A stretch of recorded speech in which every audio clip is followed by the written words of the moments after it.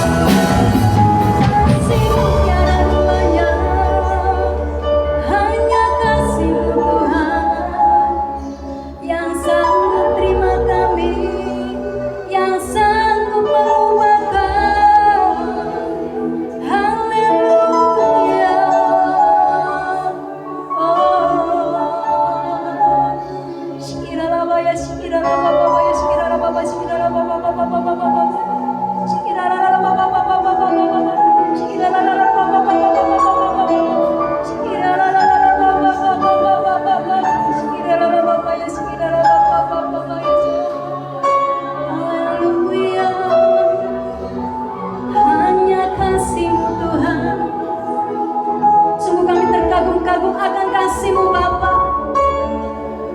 Tidak ada kasih yang lain seperti kasih-Mu Tuhan. Haleluya.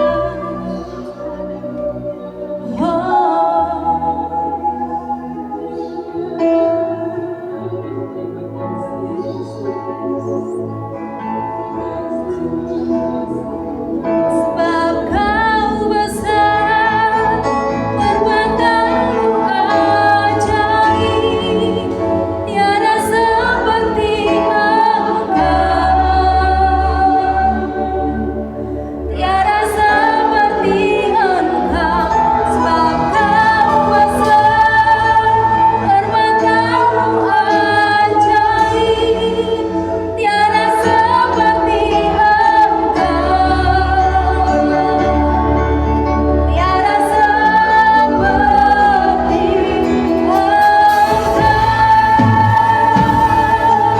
Amin. Haleluya. Beri kemuliaan dan hormat. Ku angkat suara pujian, ku agungkan nama-Mu. Beri kemuliaan dan hormat. Ku angkat suara pujian, ku agungkan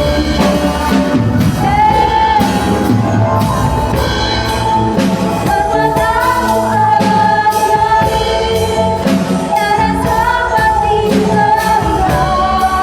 Amin. Tiada seperti Engkau Bapa.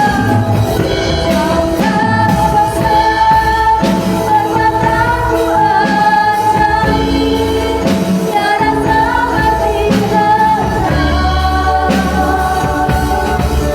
Tiada seperti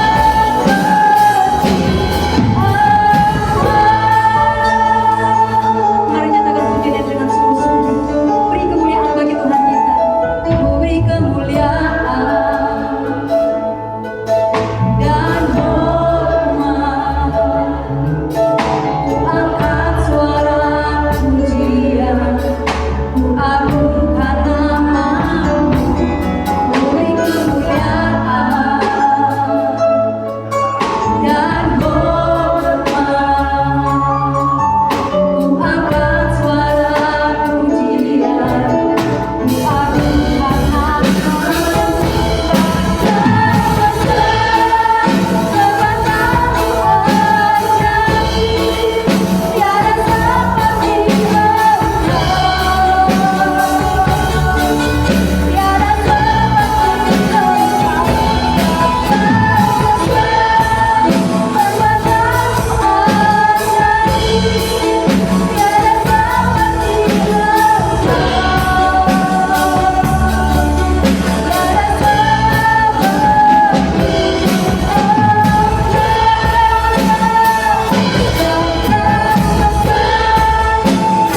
Perbuatan-Mu ajaib, tiada seperti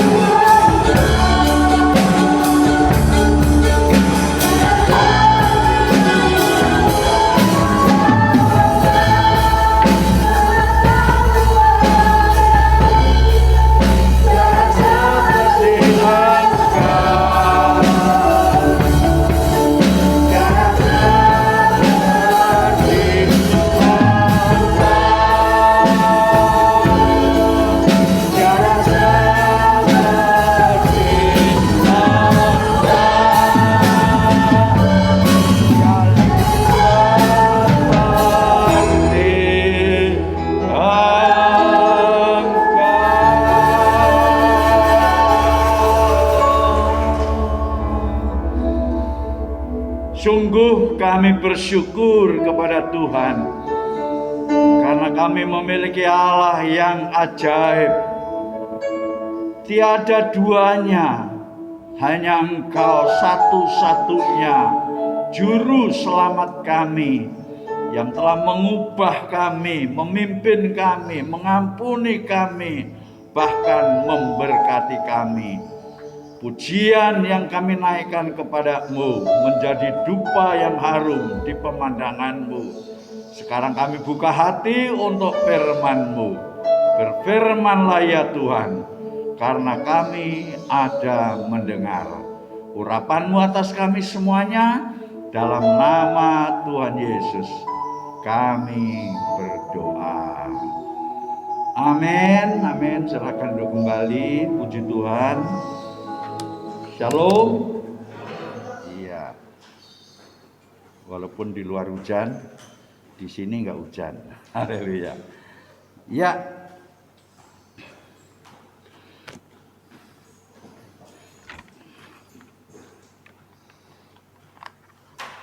Pada pagi hari ini, saudara, saya masih berbicara tentang sekitar hati.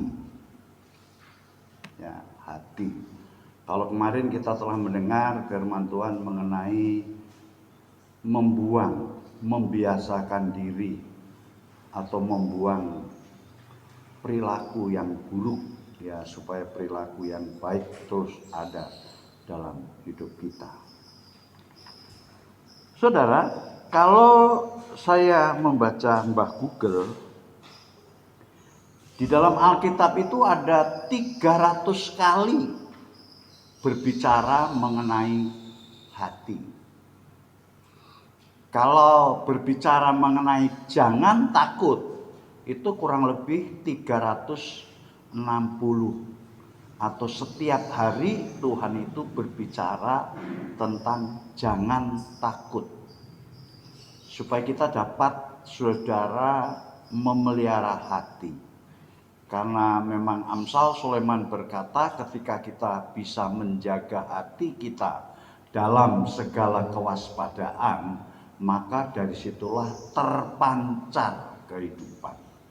Jadi kehidupan saya dan kehidupan saudara yang memancarkan satu kehidupan, itu ketika kita menjaga hati dalam satu kewaspadaan. Nah, saudara, itu sebabnya di dalam Matius pasal 13, ya, kalau saudara membaca Matius pasal 13, itu keseluruhannya satu pasal itu berbicara tentang perumpamaan. Dan perumpamaan mengenai penabur itu ditaruh pada mulai ayat 1. Ketika ada seorang yang menabur, berjalan, sebagian jatuh pada tanah jalanan, yang kedua jatuh pada tanah yang berbatu-batu, dan yang ketiga adalah tanah yang tumbuh semak dan onak duri, dan yang keempat adalah jatuh pada tanah yang baik atau tanah yang subur. Saudara, kalau kita membuat perbandingan, ya, berarti tanah yang baik dan tanah yang tidak baik itu berbanding 1:4. Artinya, saudara, saya kadang-kala merenungkan sangat kecil sekali, saudara, hati yang baik. Jadi hati yang tidak bisa mendatangkan buah, itu ada 3 bagian yang mendatangkan buah, 1 bagian. Nah, saudara, itulah sebabnya pentingnya kita ini menjaga hati. Karena memang setiap orang yang percaya kepada Tuhan Yesus yang telah mati dan bangkit, itu hatinya itu sudah diubah. Yesaya itu menggambarkan kalau dosamu seperti kain kusumba, merah seperti kermisi, itu sudah diubah menjadi putih seperti salju dan putih seperti bulu domba. Jadi saudara sekalian yang telah menerima Yesus Kristus sebagai Tuhan, hatimu itu sudah dibersihkan. Ibrani pasal 10 juga berkata demikian, bahwa hati kita telah dibersihkan dari hati nurani yang jahat. Yang perlu kita lakukan sekarang ini adalah dalam menjaga dan memelihara sikap hati kita. Saya merenungkannya menjaga yang bagaimana?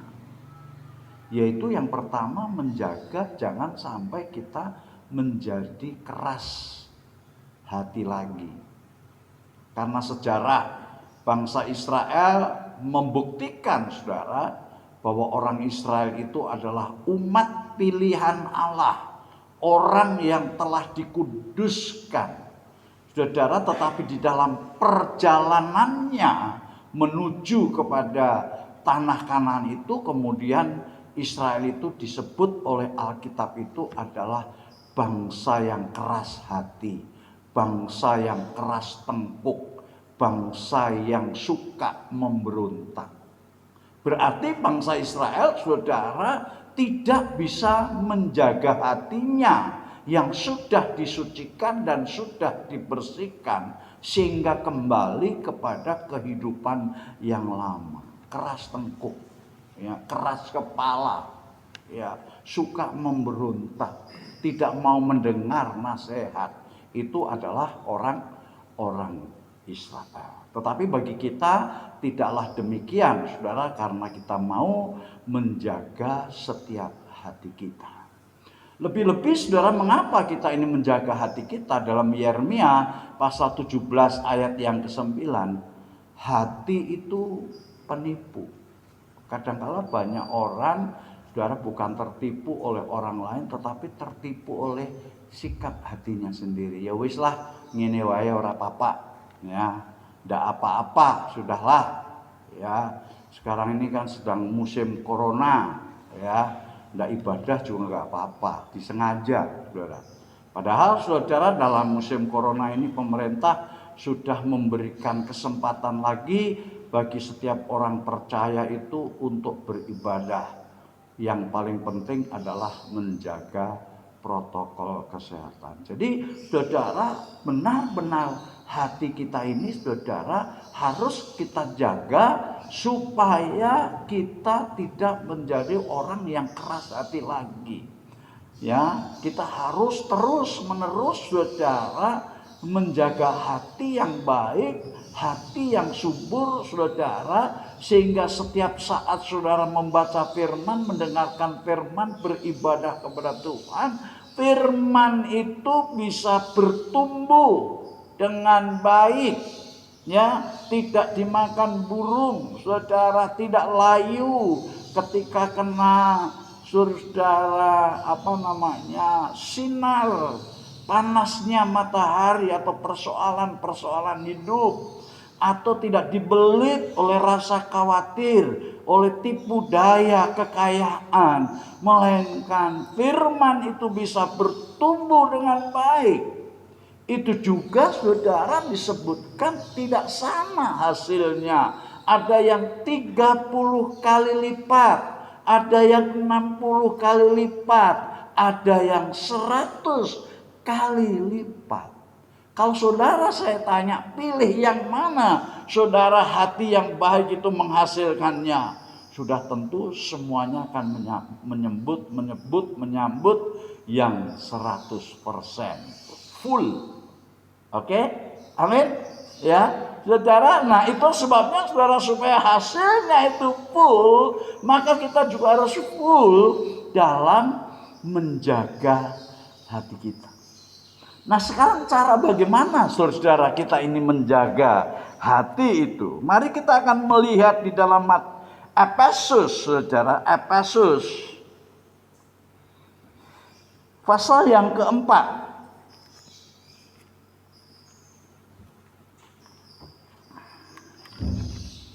Enggak jelas. Saya ingin membaca mulai ayat 21. Mari kita akan perhatikan di sana, saudara. Dalam Efesus pasal 4, mulai ayat 21 dan seterusnya.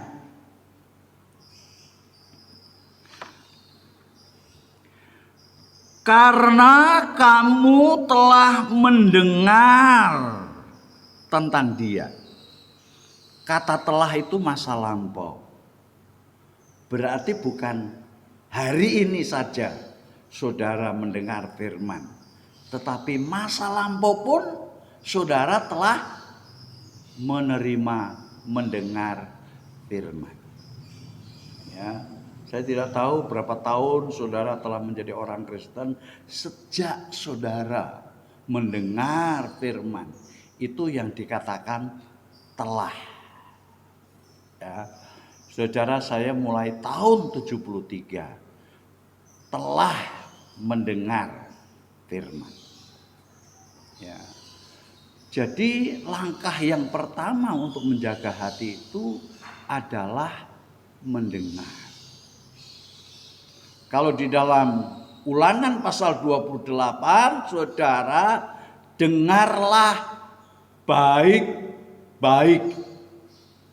Itu memberikan arti kalau kita mendengar firman itu, mendengar dari telinga kiri dan mendengar dari telinga kanan. Karena dua telinga kita ini mendengar, saudara, maka firman itu kemudian turun di dalam hati. Itu artinya ketika kita mendengar firman Tuhan, kita tidak boleh mendengar hal-hal yang lainnya. Artinya kita harus memusatkan seluruh pendengaran kita itu untuk firman, supaya firman itu bermanfaat bagi kehidupan kita. Di dalam kitab Roma berkata bahwa iman itu timbul dari mendengar. Ketika saudara mendengar firman dari telinga kiri dan telinga kanan, iman saudara akan terbangun. Berbeda dengan mendengar dari telinga kiri keluar dari telinga kanan. Begitu saudara pulang melangkahkan kaki keluar dari pintu gereja ini, saudara sudah melupakan apa yang Tuhan katakan tadi, lupa. Tetapi ketika saudara memusatkan seluruh kehidupan saudara dengan cara mendengar firman Tuhan dengan baik-baik, saudara, maka saudara bisa menempatkan firman itu di dalam hati saudara. Karena hati kita ini hanya bisa dijaga dan dipelihara oleh firman. Di sepanjang perjalanan kita, di pasar, di toko, dimanapun juga, saudara, itu kadangkala dosa itu mengintip kita. Kalau kita tidak menjaga hati, seperti yang tadi sudah ucapkan, hati itu penipu adanya. Kita tidak boleh tertipu oleh hati kita sendiri, tetapi ketika hati kita ini sudah dipenuhi dengan firman, maka firman itulah yang akan bekerja dalam hidup kita. Jadi langkah yang pertama mendengar. Kapan kita mendengar? Selama Tuhan memberikan nafas hidup. Jadi selama saudara hidup, saudara harus mendengar. Itu sebabnya pemazmur memberikan petunjuk, saudara merenungkannya itu siang dan malam. Kalau merenungkan siang saja, itu bisa terganggu oleh pekerjaan kita. Saudara, kalau kita tidak merenungkan malam, saudara, kita akan merenungkan hal-hal yang tidak baik. Tetapi ketika merenungkan siang dan malam, saudara, maka kita akan mengerti dengan baik tentang firman. Ketika saudara usaha, oh tadi saya sudah dengar firman Tuhan, dia memberikan petunjuk begini, saya harus melakukan begini. Oh malam tadi saya merenungkan firman Tuhan, ketika pagi, oh firman Tuhan itu berkata demikian. Sehingga di dalam perjalanan saudara, ya saudara dapat merenungkan firman Tuhan dengan baik. Saya baru sekali masuk rumah sakit. Ya saudara, ketika saudara mau dibawa rumah sakit, gambarannya banyak sekali. Diinfus, disuntik, saudara makan obat, mendengar teriakan orang. Tetapi yang paling saudara, aku ini sakit masih diberi umur panjang enggak gitu ya.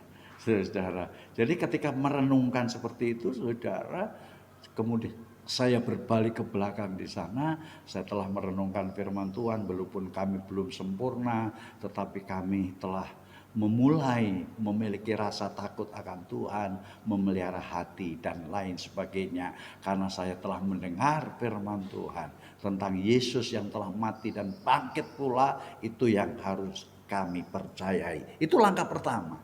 Jadi setiap saat, setiap waktu kita harus mendengar. Yang kedua, pasal Efesus 4 ini, karena kamu telah mendengar tentang Dia dan menerima. Jadi tadi sudah saya katakan, kita bukan sekedar mendengar, banyak mendengar, ya. Tetapi kalau tidak diterima, kosong. Ya. Jadi kita mendengar banyak. Ya, kalau anak-anak saudara, dulu anak saya Daniel yang masih kecil itu hujan gede. Nel, jangan hujan-hujan ya. Nanti ada geledek. Takut. Ya Pak. Ya Pak. Dia cari itu sepatu botnya, saudara. Wah, kemudian keluar. Dia lari-lari, saudara. Padahal baru, saudara. Jangan keluar, hujan, ya Pak. Jadi hanya iya-iyanya saja, saudara. Tapi kita, nggak dengar ya suara Papa ya? Dia masuk. Dia bilang, Pak, di luar ada ikan. Dia ada itan gitu ya, saudara. Ternyata benar, saudara. Di luar itu, saudara, karena airnya besar, dia lihat ikan. Saudara. Jadi papanya juga ikut ngejar untuk menangkap ikan. Ya, oh saudara, itu ya saudara, kadang-kala orang mendengar kemudian mudah melupakan. Ya kan? Tetapi firman Tuhan ini memberikan petunjuk kepada kita, saudara. Maka karena kamu telah mendengar tentang Dia dan menerima pengajaran di dalam Dia menurut kebenaran yang nyata dalam Yesus. Jadi kebenaran itu ada tolak ukurnya. Kebenaran di dalam Yesus berarti firman. Maka tak singgung lagi Mazmur pasal 1, berbahagialah orang yang tidak menuruti nasihat orang fasik, karena tidak berasal dari firman. Kalau kita nuruti nasihat orang fasik, saudara, kita tidak menjadi berbahagia. Berbahagia orang yang tidak berjalan pada jalan orang berdosa. Jadi patokannya itu firman. Ini jalan yang benar bukan ini. Kalau saya berkata begini, benar enggak ini? Kalau saya bertindak begini, benar. Itu ada pertimbangannya, saudara, kembalinya kepada firman. Dan yang tidak duduk pada perkumpulan pencemooh. Kita juga kumpul-kumpul kepada orang juga harus lihat-lihat dulu. Saudara, kalau kumpulan itu adalah kumpulan pencemooh, saudara jangan masuk di sana. Karena nanti kita ini gosip, akhirnya sama-sama menjadi seorang yang pencemooh. Itu tidak baik.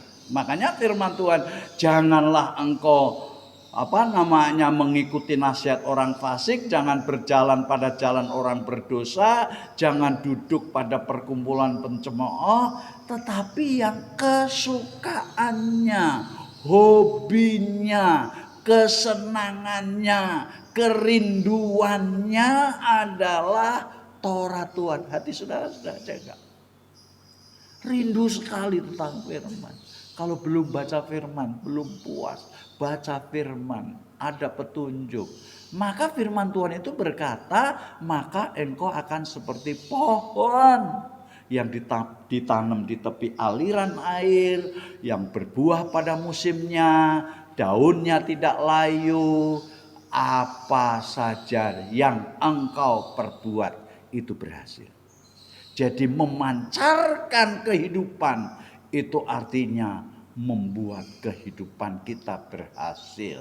Rumah tangga kita, usaha kita, saudara, pelayanan kita itu akan berhasil. Jadi yang menjadi kompas kehidupan kita adalah firman Tuhan. Nasihat dari firman Tuhan itu nasihat saudara sesuai enggak dengan firman? Ya, kalau tidak sesuai, saudara berhak untuk menolak, walaupun saudara enggak, tetapi hati saudara tidak menyimpan nasihat itu. Saudara, akibat-akibat yang kita lakukan itu, saya membaca ulang, karena kamu telah mendengar tentang Dia dan menerima pengajaran di dalam Dia menurut kebenaran yang nyata dalam Yesus, yaitu kamu berhubung dengan kehidupan kamu yang dahulu. Jadi ketika kita membaca firman Tuhan itu, kita ini ditunjuk, ini loh hidupmu yang dulu tuh kayak gini. Ya. Ini loh perilakumu yang dulu ini seperti ini. Jadi firman Tuhan itu bagaikan cermin. Coba kalau saudara bangun tidur belum ke kamar mandi, kemudian di depan cermin. Dengan saudara bedakan ketika saudara mandi, sisiran, pakai baju yang rapi, saudara kemudian bercermin. Beda ya. Jadi kalau baru bangun tidur mungkin aut-autan, saudara. Ini jadi firman Tuhan itu bagaikan cermin, saudara, yang yaitu bahwa kamu berhubung dengan kehidupan kamu yang dahulu harus menanggalkan manusia lama. Jadi saudara, ketika saudara membaca firman, menerima firman, saudara akan dapat membedakan antara manusia lama dan manusia baru.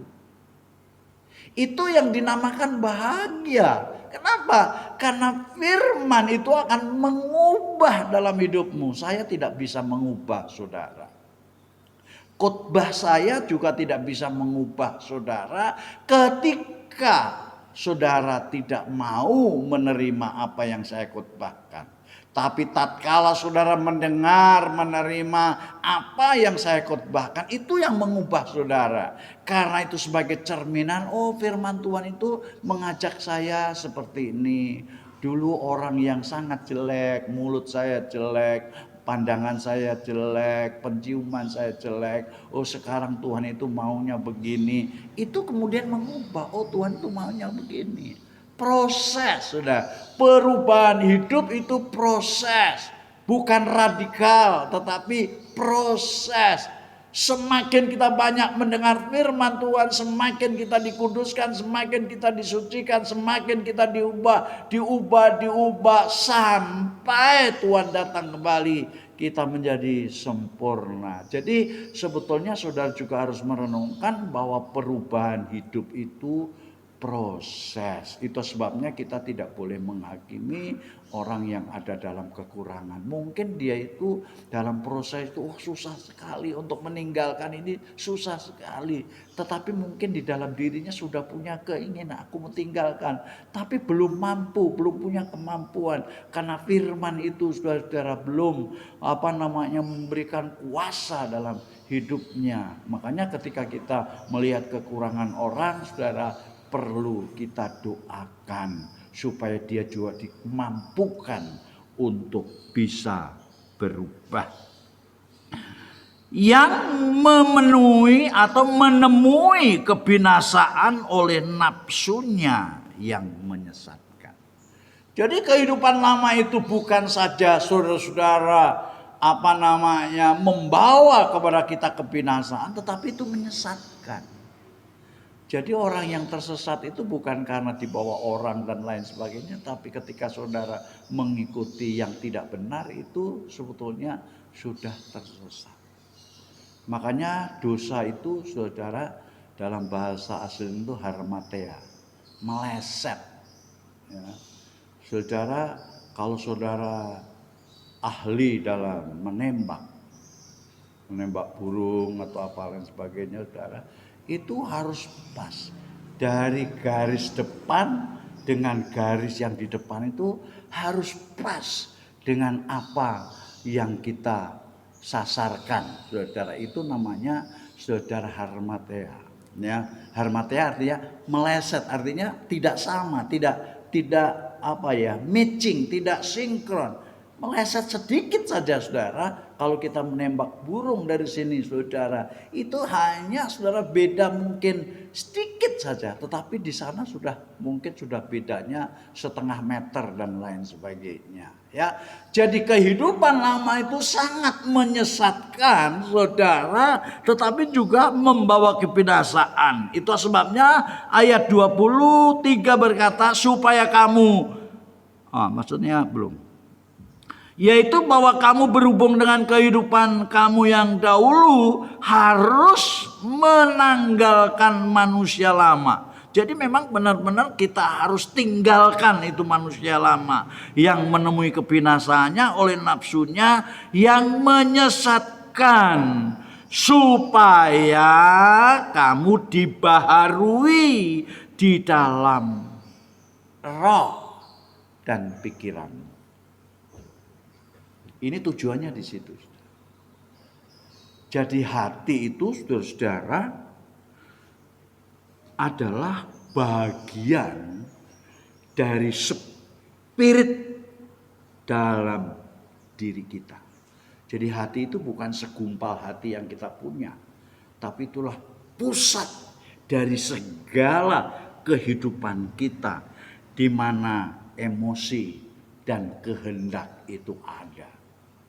Jadi kalau saudara kita terus menerus mendengar firman Tuhan, menerima firman Tuhan, kemudian kita dimampukan untuk meninggalkan kehidupan yang lama, itu akhirnya roh saudara dibaharui, pikiran saudara dibaharui. Ini yang sering kali dikutbahkan saudara dalam Roma pasal 12 ayat 2 itu, pembaruan budi itu terjadi seperti itu. Ketika kita mendengar, menerima firman Tuhan, kita masukkan dalam hati, kita bisa menanggalkan kehidupan yang lama saudara, maka roh dan pikiran kita ini akan dibaharui.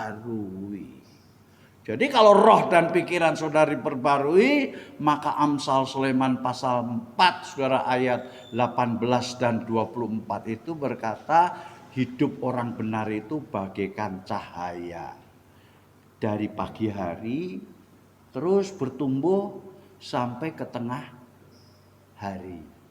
Artinya kemuliaan Tuhan yang ada pada kita ini saudara terus bertumbuh, digambarkan sampai tengah hari, terang benderang. Ya, kalau matahari timbul itu saudara dari pagi hari yang masih remang-remang, dan terus itu kalau matahari terus naik sampai rembang tengah hari, itu terang benderang. Jadi ketika saudara-saudara sekalian mendengar, menerima, melakukan dengan melepaskan kehidupan yang lama, kehidupan saudara akan dibaharui terus menerus, terang benderang. Maka di dalam ayat yang ke-24, maka hatimu akan memancarkan kehidupan. Artinya menjadi berkat bagi banyak orang. Karena Matius pasal saudara 5 ayat yang ke-16, saudara, terang itu berbicara mengenai perbuatan baik. Ya, jadi terang itu berbicara dengan perbuatan baik. Jadi perbuatan baik itu bukan dibuat-buat, mau buat baiklah, ada si A, ada si B. Tidak. Perbuatan baik itu dengan sendirinya akan mengalir dari hati kita, saudara, bukan dibuat-buat. Kalau dibuat-buat itu namanya munafik.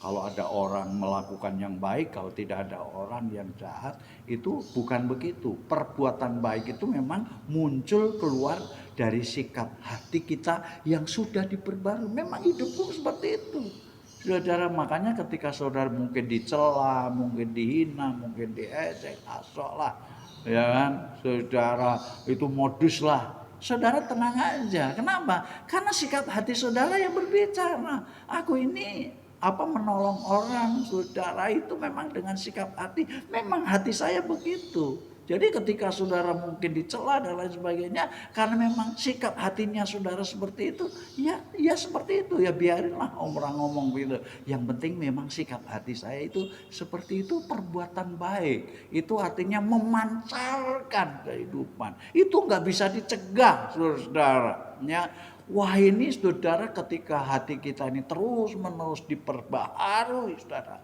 tindakan, perilaku, bicara, perbuatan kita ini sesuai dengan suara hati kita ini, luar biasa, saudara. Ini yang dikatakan berbahagialah kamu kalau engkau dicela oleh karena aku, berbahagialah kamu kalau engkau dianiaya oleh karena aku. Siapa sih yang mau, saudara, dicela, dianiaya? Tidak ada orang mau. Tetapi Yesus berbahagia, mengatakan berbahagia. Kenapa? Karena orang-orang itu sudah mengikuti jejakku. Orang-orang itu telah mengikuti aku. Berarti orang-orang itu juga telah memiliki hatiku. Itu saudara sebetulnya hal yang perlu kita miliki. Jadi mengubah hati itu tidak semudah kita membalikkan tangan. Tetapi mudah untuk kita dapat mengubah hati ketika saudara mau mendengar, mau menerima pengajaran selagi kita masih ada di muka bumi ini. Ayat 24 tadi katakan, dan mengenakan, ayat 23, supaya kamu dibaharui di dalam roh dan pikiranmu, dan mengenakan manusia baru. Jadi manusia lama itu lama-lama dibuang, dibersihkan. Akhirnya saudara mengenakan manusia baru yang telah diciptakan menurut kehendak Allah di dalam kebenaran dan kekudusan yang sesungguhnya. Yang benar-benar, saudara. Manusia baru dikuduskan dalam kebenaran. Ini yang bisa dibedakan dari orang lain. Kenapa? Karena ini sudah diperbarui. Itu sebabnya Rasul Paulus meneruskan kembali, karena itu buanglah dusta. Dusta itu menyesatkan. Dusta itu tidak baik. Dusta itu menyakiti orang lain. Berdusta. Kalau saudara didustai suamimu, sakit nggak?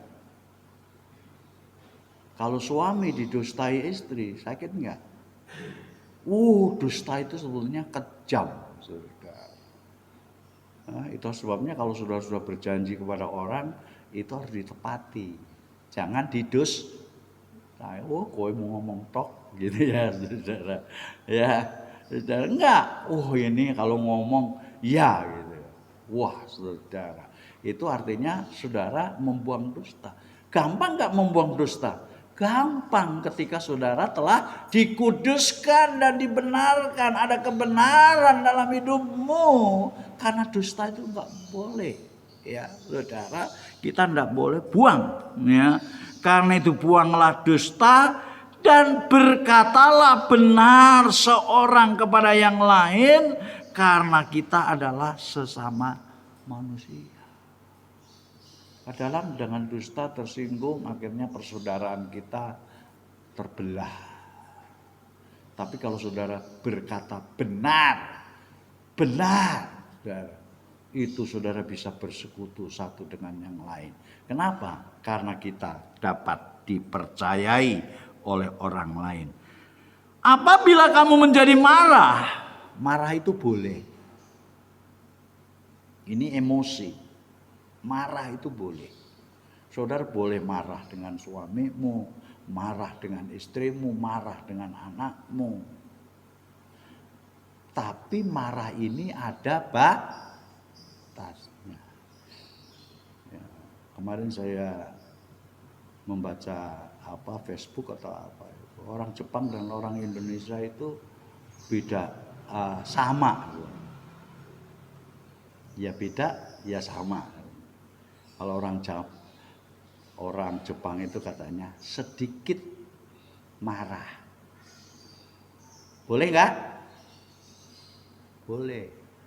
Tapi kalau orang Indonesia sedikit marah. Beda enggak? Beda.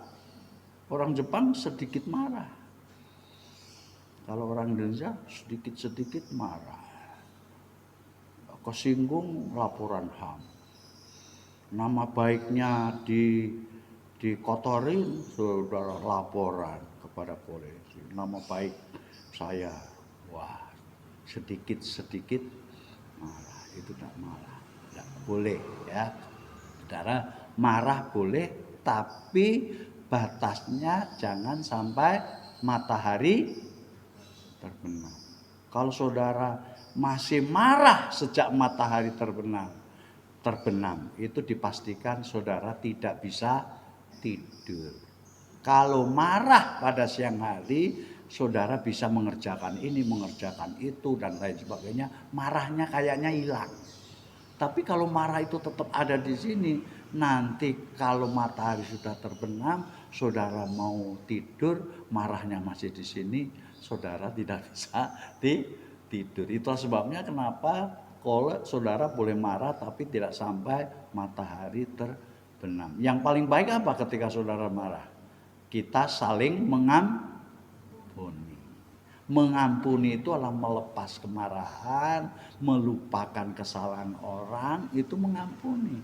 Itu juga saudara sesuatu yang sungguh-sungguh mulia di hadapan Tuhan. Saya kadang-kala merenungkan kalau sedang marah itu, merenungkan Yesus yang disalibkan itu, dia berkata, "Ya Bapa, ampunilah mereka karena mereka tidak tahu apa yang mereka perbuat." Dalam keadaan sengsara sedemikian rupa, mulutnya berkata, "Ampunilah mereka ya Bapa, karena mereka tidak tahu apa yang mereka berbuat." Ya, boleh marah, jangan kamu berbuat dosa. Ya, marah, jangan berbuat dosa.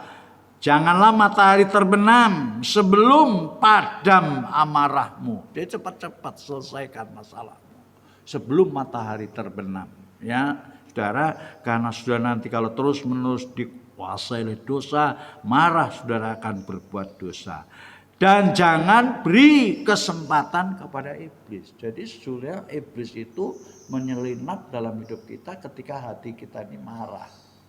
Yang tadi sudah siapkan, suami marah dengan istri, istri marah dengan suami, orang tua marah dengan anak, anak marah dengan orang. Itu harus cepat diselesaikan supaya jangan kita memberi kesempatan bagi iblis. Orang iblis itu kalau kita membaca berita itu, iblis itu luar biasa.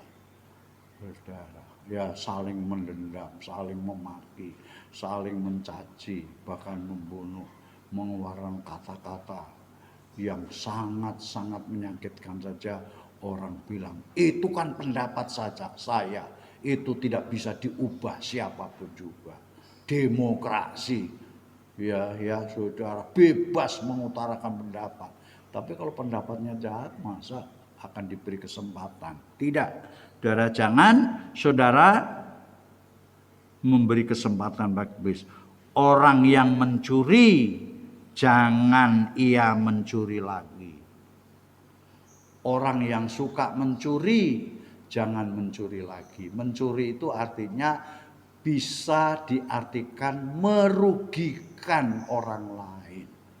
Mengambil hak orang lain, itu juga mencuri. Ya, jadi orang yang suka mencuri, mengambil hak orang lain, saudara, itu harus dihentikan. Tetapi baiklah ia bekerja keras. Bekerja keras tidak dilarang. Saudara harus bekerja keras dalam mencari uang. Tidak boleh malas-malas dalam mencari uang. Dan melakukan pekerjaan yang baik dengan tangannya sendiri. Supaya ia dapat membagikan sesuatu kepada orang yang berkekurangan. Ini luar biasa, saudara. Kita bekerja keras, jangan malas, dan lain sebagainya, saudara. Supaya kita bisa membagikan sesuatu kepada orang lain. Janganlah ada perkataan kotor keluar dari mulutmu. Ya, jadi kandang binatang itu sudah dibuang. Ya, jangan ada kata-kata kotor keluar dari mulutmu, baik suami kepada istri, istri kepada suami, orang tua kepada anak-anak. Harus berkata yang baik, tetapi pakailah perkataan yang baik untuk membangun di mana perlu, supaya mereka yang mendengarnya beroleh kasih karunia.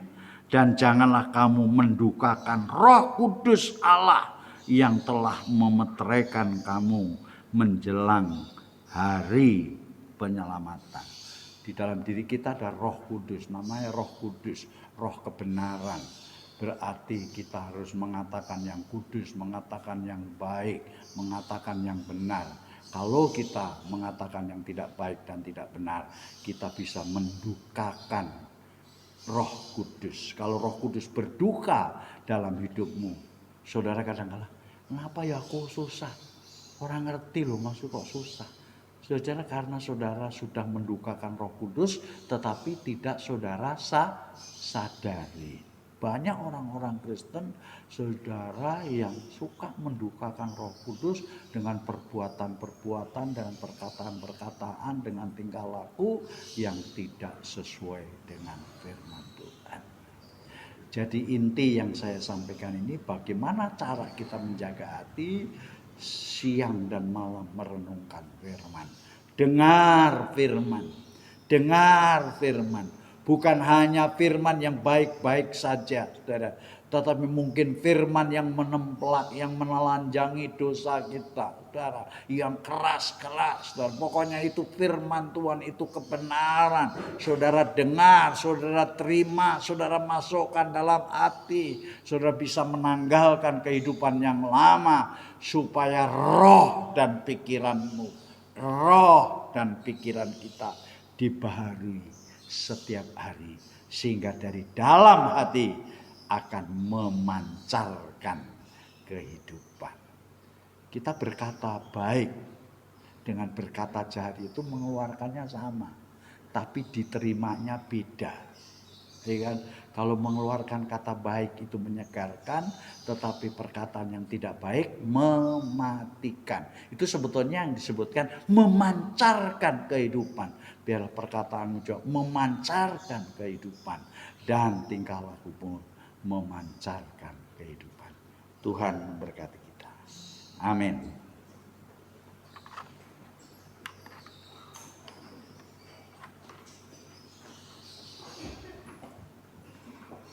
Mari kita akan bangkit berdiri, kita akan nyanyikan yang terakhir tadi. Lupa saya, apa lagi? Besar. Yang terakhir. Coba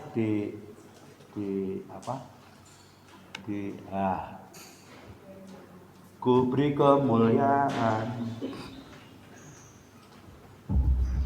Ada yang ingin didoakan, saya mendengar si Yonatan sakit. Gimana Nanda? Udah baik? Sudah ada ya? Oh ini Nanda itu? Iya ya. Siapa lagi yang ingin doakan?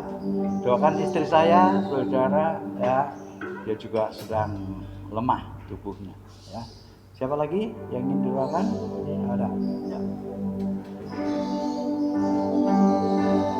Mari kita akan pujikan ini dengan kesungguhan hati kita.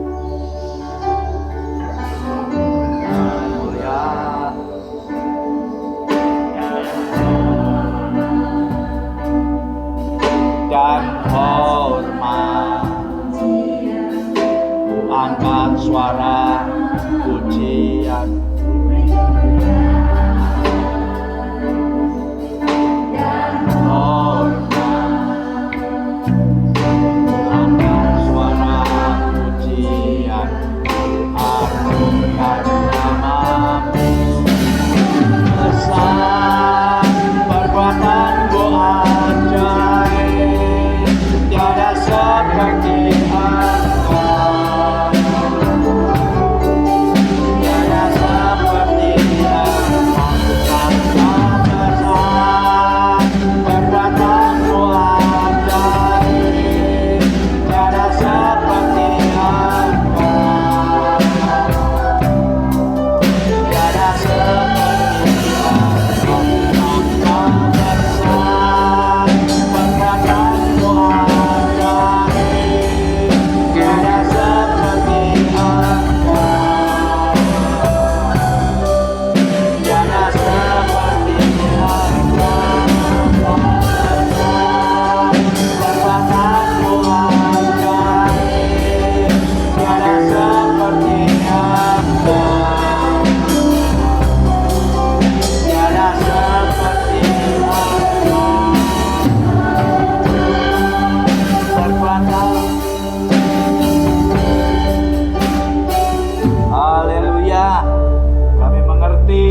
tahu bahwa perbuatan Tuhan ajaib dan luar biasa. Itu sebabnya Tuhan, pagi ini kami bersyukur kepada-Mu karena kami telah mendengar firman-Mu. Supaya kami bisa menjaga hati kami perlu mendengar kebenaran yang dari Kristus, menerima, menempatkan firman itu dalam hati kami, menanggalkan manusia lama, supaya kami memakai manusia yang baru. Oh Tuhan, kebiasaan-kebiasaan buruk akan kami tinggalkan, supaya ada kebiasaan-kebiasaan baik, supaya hidup kami menjadi berkat. Tuhan, Engkau menolong seluruh anak-anak-Mu, hamba-hamba-Mu yang ada pada hari ini, pada pagi ini. Engkau Tuhan memberkati tubuh, jiwa, dan roh mereka ya Bapa, supaya kami menjadi berkat bagi banyak orang. Berkati dalam segala usaha dan mata pencariannya, supaya Tuhan berkat-berkat yang kami terima boleh kami bisa membagikan kepada orang lain. Tuhan kan berdoa untuk Yonatan, putra dari Pak Randy. Mari ya Bapa, kiranya Engkau akan menjamah mengulurkan tangan-Mu. Kami berdoa dari tempat ini dalam nama Yesus. Dalam nama Yesus, Engkau menyempurnakan kesehatan. Demikian juga bersyukur Engkau telah memulihkan Nanda. Dalam nama Yesus, lanjutkan kasih setia-Mu. Demikian juga berdoa untuk istri Tuhan yang saat ini juga dalam kelemahan tubuh. Segala sakit penyakit kami tolak di dalam nama Tuhan Yesus. Ya Tuhan, saudara-saudara kami yang tidak kami sebutkan satu persatu, Tuhan bisa menjamah mereka. Khususnya ubah hati kami ya Bapa. Makasih, terpuji akan nama-Mu. Kami berdoa untuk Natal bulan depan Tuhan, yang diserahkan juga dalam tangan-Mu. Walaupun waktu yang singkat ini Tuhan, kami akan pergunakan untuk kemuliaan dan kebesaran nama-Mu. Berkati bangsa dan negara kami, pemimpin-pemimpin kami. Berkati para pendeta, anak-anak Tuhan dimanapun berada Tuhan. Kiranya Engkau menolong dan memberkati. Dalam nama Yesus Kristus Tuhan, kami berdoa. Mari saudara kita angkat kedua belah tangan kita. Diberkati rumah tanggamu, diberkati segala pekerjaanmu, berkati pelayananmu, diberkati dimanapun engkau berada. Itu sebabnya pulanglah dengan rahmat dan anugerah dari Bapa Surga, kasih sayang dan pertolongan dari Yesus, dan persekutuan dalam Roh Kudus menyertai saudara sekalian sampai selama-lamanya.